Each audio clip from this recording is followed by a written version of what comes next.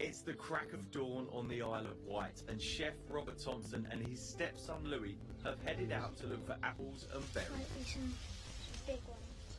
It's the classic autumn pastime, foraging. So that's gathering food from bushes and trees out in the wild somewhere like this. I've never done any foraging before, so I'm keen to have a go. Good morning. What are we doing here?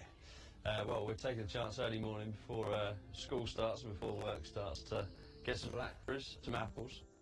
Robert has a restaurant on the island, and he's always on the lookout for seasonal flavours. And right now, there are rich pickings. Louis, what is it you like about foraging? I like being out in the fresh air in the mornings and looking through bushes. It's just a bit of an adventure, really. Since the lockdowns brought us closer to nature, more and more people have started foraging for food. But there are do's and don'ts. Only pick what you need. This fruit here is for not just us to forage, but it's here for all of the birds and other animals to eat, getting through the winter. So we leave some behind for not only other foragers, but for nature as well. Absolutely. Don't think I've over-foraged this area.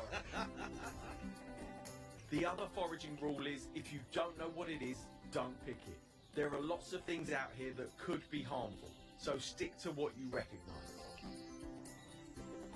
Later today, Robert will be making a special trip to Louis' school to teach up a masterclass in cooking up foraged food with a few of the students.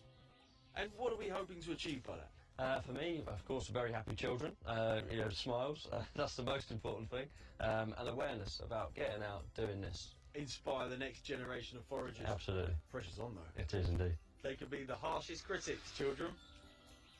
Next, Robert wants to find some apples, and he thinks he knows where there might be some deeper in the woods. Oh, wow. God, look at that. I'll try and sift through them and get some that haven't got any blemishes on them. I mean, this is no harder than picking up apples at your local shop, is it? Well, no, it's here, all for free. Right, have we got enough? Yeah, I think so. All right, well, you crack on with that, and I'll catch you a little bit later. Okay. See you later. See you later. At this time of year, these woods have lots of wild foods on offer, and other locals are here too.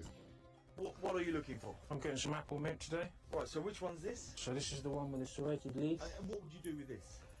You can use this as you would use any other mint. Goes really well with apples. What are we foraging for? Yes, stinging nettle. Why? Why are you picking stinging nettles? I use it for tea, soups, and pesto I make as well. And I think most people will be surprised at actually how versatile it is. Yes. Over at Louis' school, it's lunchtime, and Robert is showing some of the students what can be cooked up with foraged food. Just keep going around, and you want to go all the way around. If you want to start, or you want to go around the outside. The apples are shaping up into lovely simple tarts. Just need your sugar on there now. And 20 minutes later, voila. Again. Oh, That looks good. Watch the trays. Hot. This is just our little warm brambles. Let's get a bit of that juice on there as well, because that juice is really nice. what do we think, guys? Want to tuck in? Yes.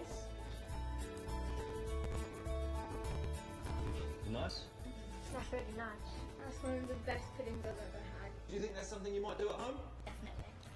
And Robert's also whipped up a drink from the berries. So last little taster for us, we've got a blackberry smoothie. Cheers. Cheers. Well, it looks like it's a big hit for foraging. The kids love all the different dishes. It gets you outside, it connects you with nature, introduces you to new flavours, and it's free. What's not to love? Nothing, Chris. There's nothing not to love.